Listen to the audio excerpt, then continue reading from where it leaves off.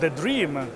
Well, personally, what I want to do is to make more and more people able to access this technology, and then maybe in a year or two be here with a big booth showing like something exciting they made, maybe even something that's useful to humanity. I strongly believe that this is going to revolutionize the way we manage and distribute content. One of the reasons we value our relationship with Atmel is that Atmel has a huge suite of microprocessors that there's always the right part that can fit the right application.